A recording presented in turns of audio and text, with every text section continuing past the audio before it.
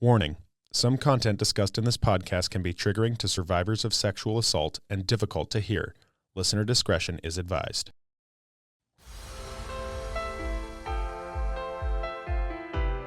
Welcome to the Redemption Podcast with your hosts, Staci and Julia.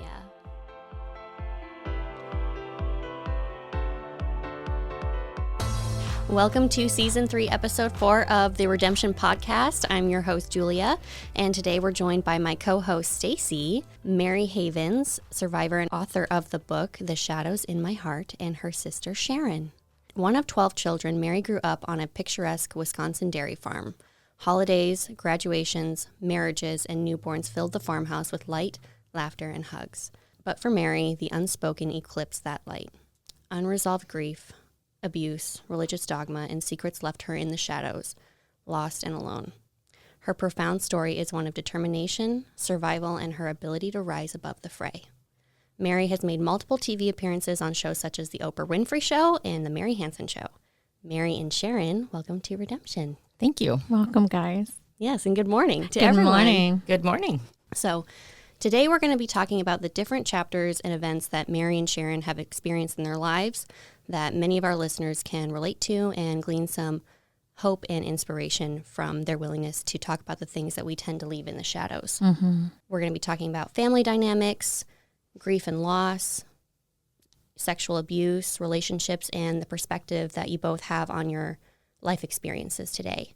But first, I would like to ask Mary, why did you choose to write the book? So it took me a number of years to really get serious about writing the book, but it was while my mom was dying that I had this vision, and at the end of the vision, she handed me a key. Obviously, it wasn't a real key, but she told me to go and write my story, to tell the truth.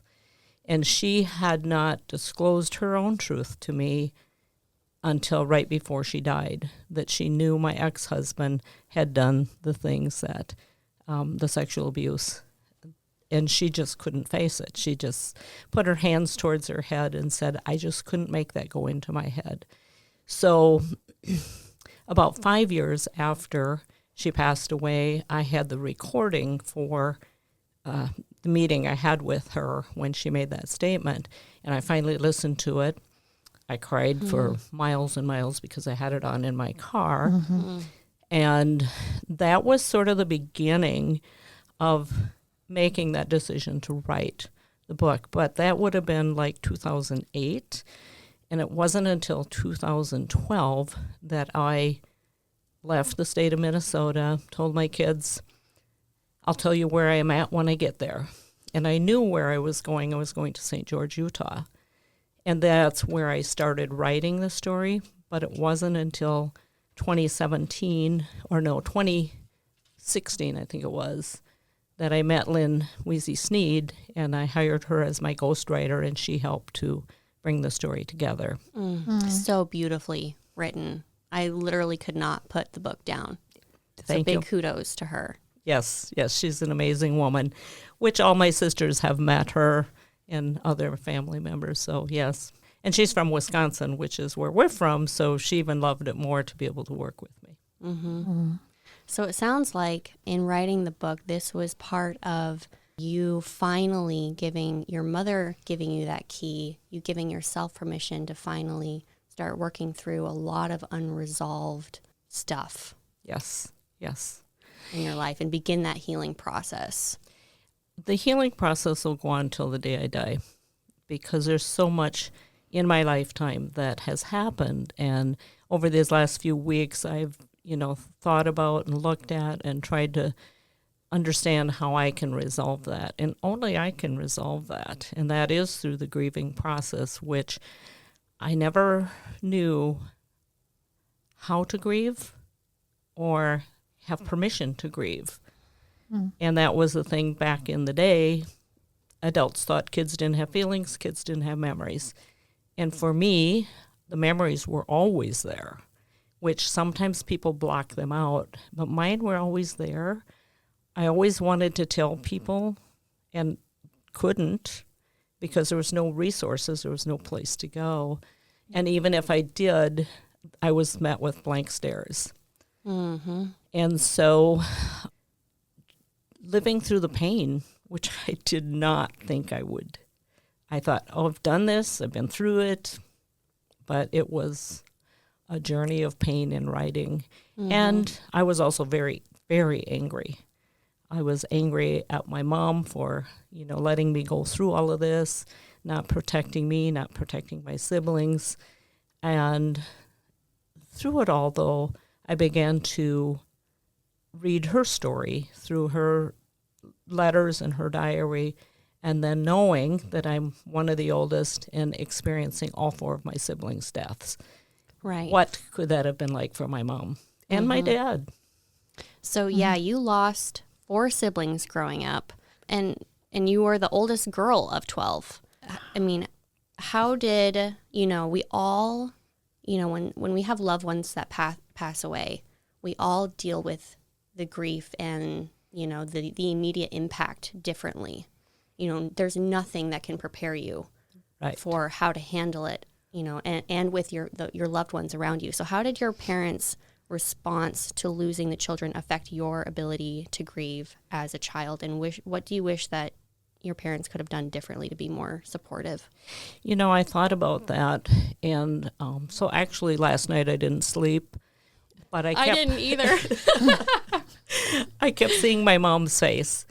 And honestly, it was my mom's face losing that baby, and years later finding out that she was not able to hold him after he was born because the laws were such that you didn't touch a dead child. And so she grieved that loss, and I could always see her face so sad. And I know now that she transferred a lot of her sadness and hurt to me. And I was, 3, almost 4 years old when Johnny died, and he was 3 months old. Then 5 months later, her dad died. And so I look at that now and look at the story of her life. And I wish that my parents could have recognized that kids do feel and kids do remember. For me, hanging on to that, it isn't just that. It's everything that was traumatic in my life was like a volcano building up until one day it exploded. And then the anger. And the anger started before my mom died. I was very angry and disgusted with my husband at the time. And so if I could go back and just talk to my parents, because they were grieving too. They lost a son. And that was hard on them. But they didn't know how either, so they did the best they could. Yeah. But that was sort of the beginning. Yes. Right? Is losing your siblings. And were you, so Sharon is 17 years younger than you. Yes. So what was your experience like with grief and loss of your siblings, or that awareness, or how, what did that look like for you? For me, it was known that I had siblings that passed away, but I didn't know what that actually meant. I don't think my dad ever really talked about it at all, but my mom did. So I didn't have the actual traumatic experience of having went through it, but I think who they became was a part of my growing up then. And so feelings and emotions weren't really expressed a whole lot. You knew you were loved, but you weren't told you were loved, that type of thing. So I think that because of the loss that they had endured over that time, it was just a part of who they were by the time I showed up into the family. So I think those are the results of what I experienced, if that makes sense. Yeah, absolutely. And that's all that was normal. That's what you knew. Right. Yeah. So what wisdom could you share with someone? There's so many different stages of the grieving process, right? There's when it first happens. You're in that twilight zone, time stops, and then life kind of goes on. And, depending on how your family and your friends around you handle the loss of somebody, you guys can either become closer or you can become silent and spread apart. And there's different things that we can do to handle grief, I think, healthier and also lead ourselves down. We can get lost down rabbit holes as well. So do you have any advice for like a healthy grieving process? I think we have to teach, our children, especially if we're married and have children, or we can teach others about loss, because loss is inevitable. Every day something changes, and you lose something. And grief is really the process of healing. And when you can talk about it, I definitely needed to talk about it. I needed to know that somebody heard me. I needed validation. So definitely today, I think we have a lot of resources and help whenever there's traumatic events. But speak up. I mean, whatever happens to you, and know that somebody has your back. Mm-hmm. Yeah. Surround yourself with people who love you and support you and want the best for you, right? Yes. Stay close to your family if you can. Right.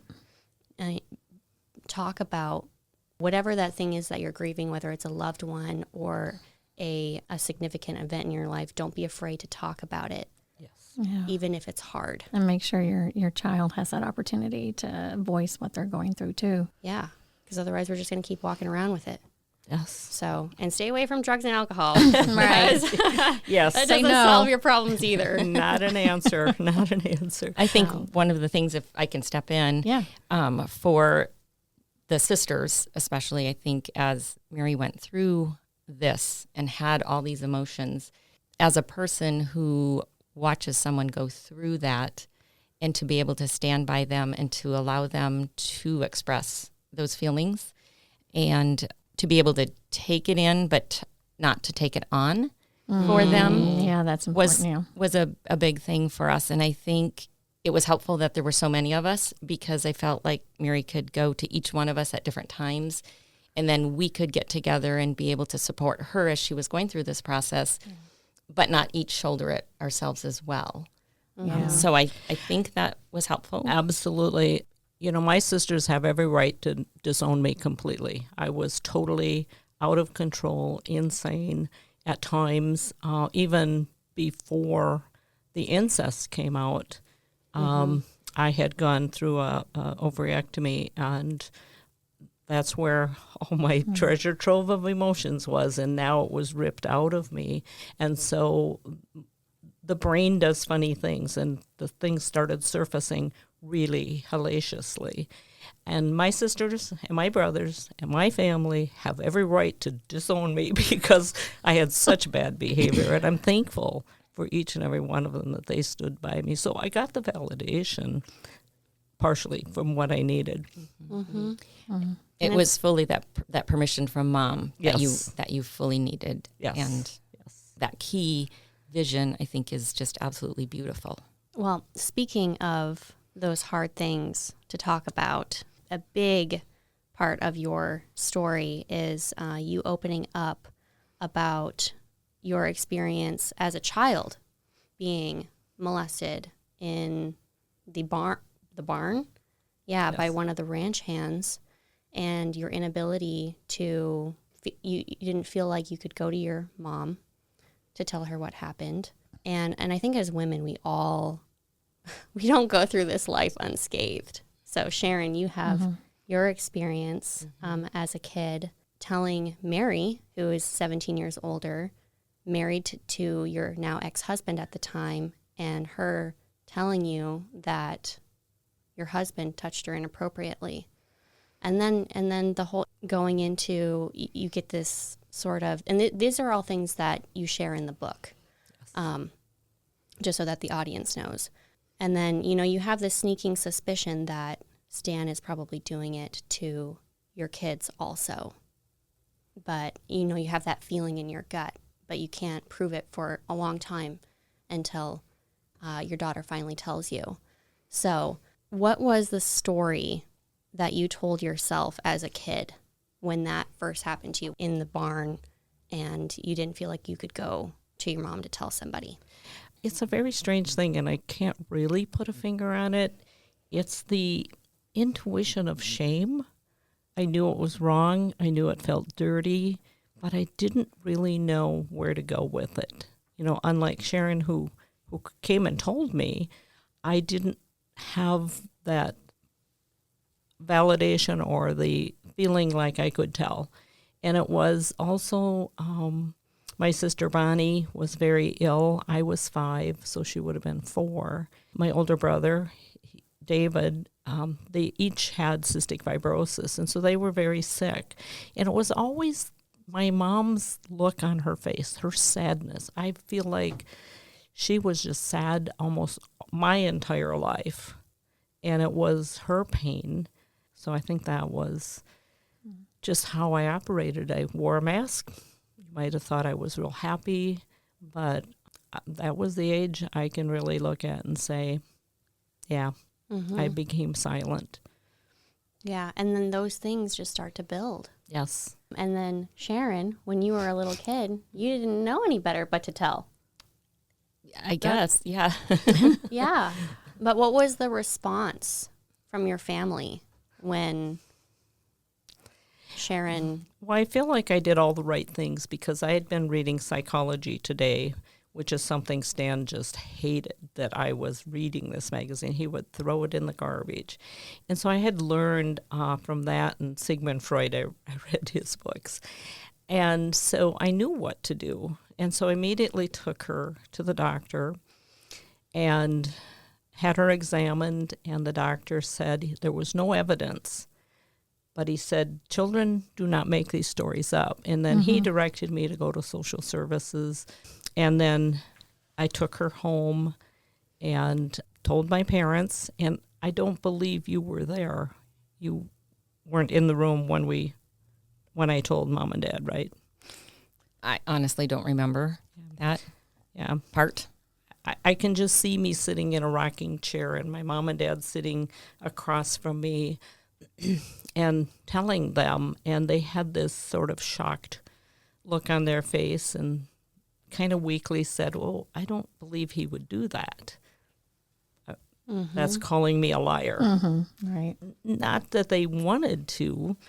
And then I told them about being molested by the farmhand, and that was another shock for them. And then I told them about the vision I had when Johnny died. I had never told anyone that story of what I had seen of the back of the Catholic Church in what they call the vestibule, and the little, I called it a bassinet. Everything was white. This baby was laying in there. And I said, "Is that what happened?" Because I was 3 years old. And they were shocked that I would have any memory of that. So I think for me, that's a big sign for people. Understand that you're little children. Whatever question they ask, answer it appropriately. And so I went back. I called social services, set up an appointment to go in and see them. And then my mom called and said, "Oh, no, Sharon said that didn't happen, that she was playing doctor and nurse with the neighbor kids." And so there I was. All this story wasn't believed. So that's a hard thing. Yeah, that's so defeating. And then Sharon, how did you feel? Like, do you remember any of that as a child? Or how did you come to terms with that sort of being kind of blown over afterwards? I think, well, there was other things that happened, and I ended up, for some reason, that summer, I wasn't allowed to go places or whatever because I lied. I do remember that, but I don't remember how all that came about. So that happened, and I think I just then didn't know if I could even believe myself, because what I believed happened, I was told didn't happen. And it was, I don't know how old I was when it was actually a sister-in-law who had heard about the story years later, who had asked me point blank if that happened. And I told her, yes, it had, because apparently it had been talk in the family. And then it was kind of like at that point, someone finally believed me. But I think I grew up not believing in myself or believing what I thought I knew because of that first experience. And is that something that you kind of held on to or just sort of tried to block away? I'm sure I held on to it until adulthood. And then until, like, we never really talked about it until Mary came to me later in life. And then that's when I knew that it was true, when she and I could confirm it together. And I don't know if I ever really thought about it much, like as a child growing up to that point. And then years down the road, your daughter, one of your daughters, finally tells you what happened to her with your husband, her father. So you start going through the legal process and all of that. And then you start going to therapy. So just so that the audience knows, so your ex-husband, Stan, molested both of your children. And it was something that you had a sneaking suspicion of for a long time. Yeah, just to back up a little bit, 2 weeks after Sharon came and told me, and I told my parents, and his parents were sitting right there. Mm-hmm. And then 2 weeks after that incident, our daughter said, Daddy tickled my butt. I was just pregnant with my third child, and he just like disappeared. So all these things, you get to question your thought processes. So I always believed Sharon, but like she said, we didn't talk about it. Nobody talked about it. And I never told anybody about being molested until I didn't meet Stan. We were in school together, and his little brother drowned. And that's the first time I told him. And I feel like that was like giving him permission, you know, so. It was fuel. Yeah.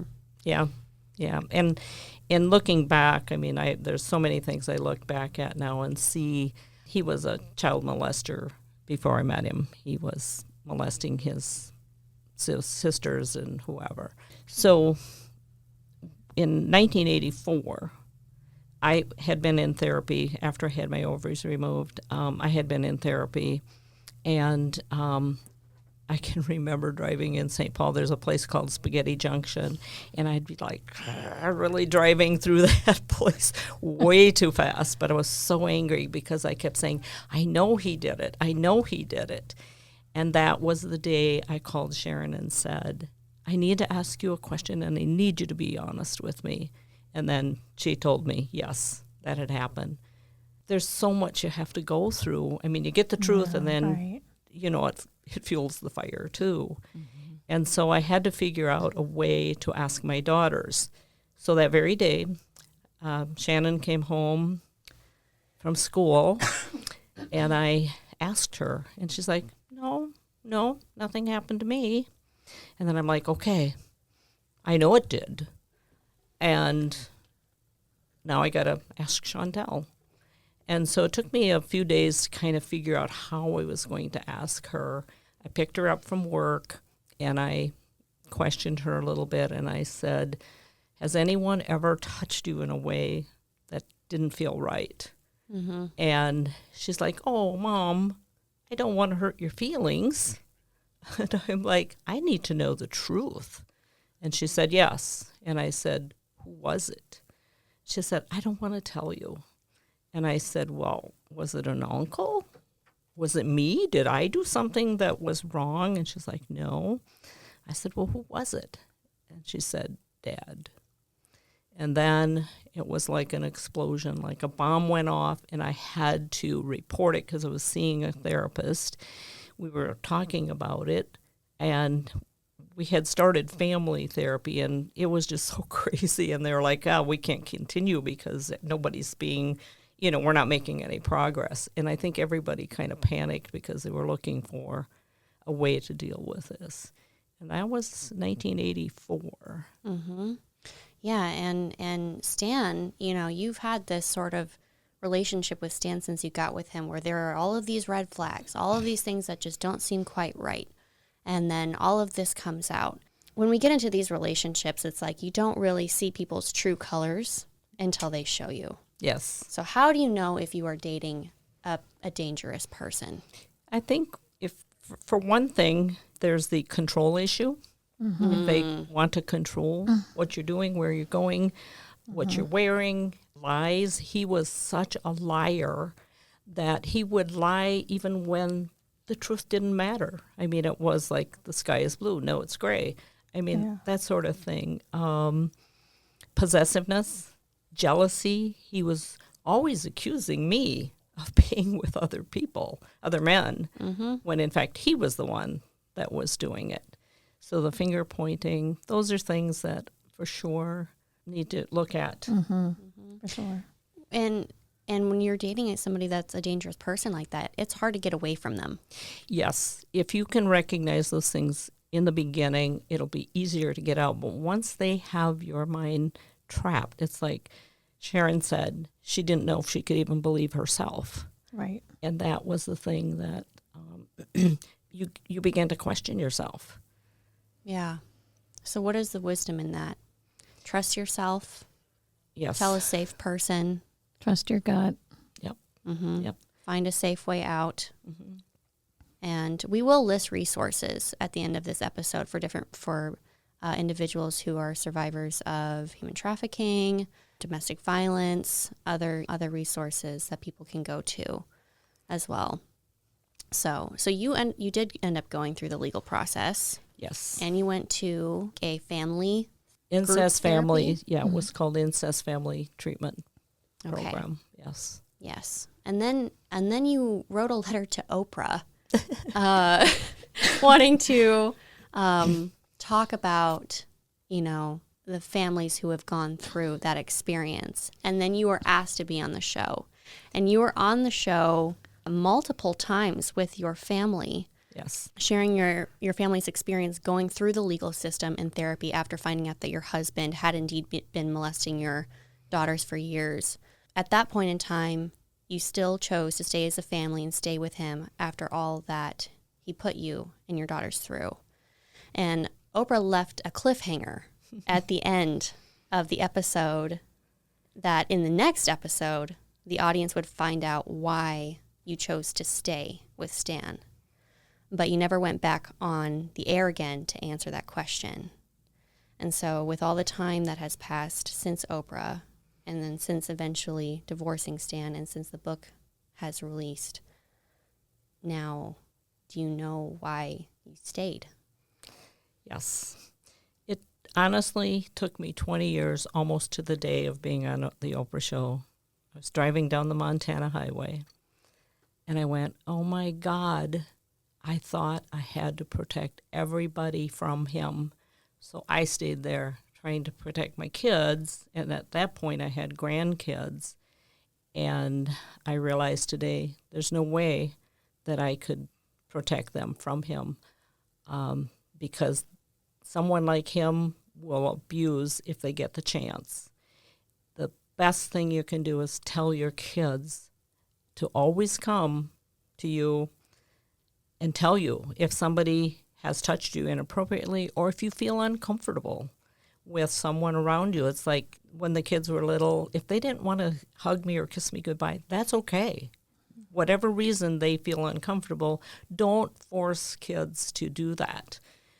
So that's a big learning experience. And I was always glad every time this little thing about Oprah would pop up, I'd be like, oh my God, I don't know why I don't have a good answer.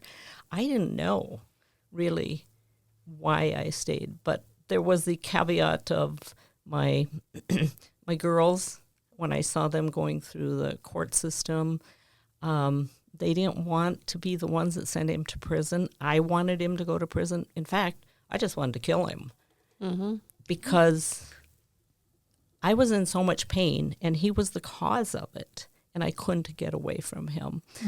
One of the things that I questioned too was one day I just had this fleeting moment that the knife was handy and I could stab him. And I lived with a lot of shame that I had that thought in my head. How could I think it even? And this is after the therapy and stuff. And then I expressed that to a couple other people, and they said, yep, had the same feeling. And I said, I wonder why you'd want to kill someone with a knife. and you watch enough of the Law and Order and all that stuff, you learn that it's a very, very personal thing. A gun won't do it. It's too far away. Yeah.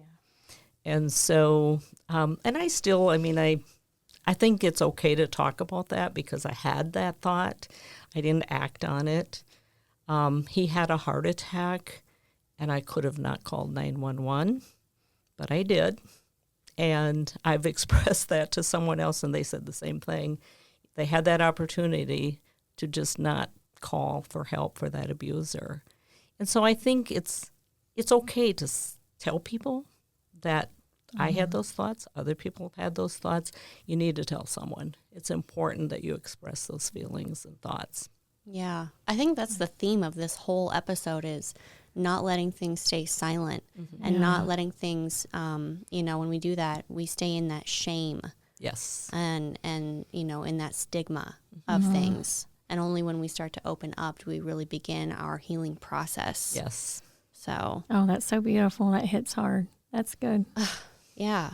Well, and so your healing process, so you eventually did divorce Stan. Yes. And then I don't know how long after your parents began to start passing away, and then your mom passed away. And that's kind of where I feel like the journey began, and you wrote the book. And so, and it's a winding and never ending spaghetti junction road, right? Yes. So what is your relationship with your sisters and your family like? Well, I today? feel like my relationship with my sisters is very beautiful. I'm very thankful. I still feel a lot of shame for what happened to them because even though I was not the one that did it, I felt responsible for what he did to them. And but I feel like we have grown together. Once the incest came out, our family actually started coming together because we were like little shadows running around in a house full of people, but not ever connecting. And I had divorced him once, and then the kids convinced me to let him come back, and he played that narcissistic game of being the nice guy and all of that. And Mom died in 2003, and I divorced him for the last time in 2004, and then I came to Alaska. Right, you followed Sharon. Yes. Yes. Yeah. And how has Alaska sort of been, it's the setting for your healing process? It is. Yes. So I just love Alaska. Yes. Yeah. I always say Alaska restores my soul. And Sharon just bought me a little plaque that says, Alaska is calling, I must go. I'm putting that. Yeah. I found that up in Talkeetna. I was like, that's for Mary. Yep. And your sister Charlotte tells me that you guys are about to go on a road trip back to Minnesota. Yes. Oh, wow. It's going to be an adventure. Yeah, and it's beautiful. It's fall time. Yes. It's another season changing, right? Yes. So just to kind of start wrapping up, what gifts and permissions do we need to give ourselves, our audience, myself included? What gifts and permissions do we need to give ourselves to start forgiving the past in order to heal and start writing our futures? Well, I think you hit the right word, writing. Just write all your emotions, express them on paper, express them on your computer. Talk with people about it. We have the resources. We have organizations that are willing to help us to help revisit and let go. We have to embrace and let go of the past because we can only live for today. And to be trapped like I have been for the years and years and years of things that I didn't do, but I felt the guilt and shame for. And so I think it's very important that we pass this on to everyone we know. Doesn't matter if it's a child all the way on up to adults. One of the things that I learned in my journey of telling my story, when I have told older people, and I mean 70 and older, they will tell me for the first time what happened to them. And I found that fascinating in the beginning because I'm like, why? And someone said, everyone wants their story told before Right. they die. Mm-hmm. Including your mom. Yeah. Yep. Oh, that's so beautiful. Yeah. Well, my final question for both Mary and Sharon is a question that we ask all of our guests on the show. The word redemption means different things to different people. So what does it mean for you? I think we are not what has happened to us. So for me, a belief in God and of Jesus as my Savior, I need to find my identity in them. And so if we can find our true identity, we can let go of what has happened to us. That's beautiful. Mm-hmm. Yeah. Let go of that story and that false self. Yes. That thing that we've been. Told we are. Mm-hmm. And yes, if we can release that and acknowledge it, I think it is important, as Mary says, in whatever format you can acknowledge that it did happen and accept that it did happen, but to know that you don't have to stay there and we are not who or what that presented to us. Mm-hmm. Yeah. I like the term, and this is just a different a reference to something else, but like forgiveness of self for the things that we didn't know, the mistakes that we made, all of these things. Yes. You made a mistake or this thing happened to you, but you are not a mistake. Exactly. Yeah. Yeah. That's beautiful. Yeah. And how about for you, Mary? Well, I call it redeeming grace. And I believe that God has long since forgiven me.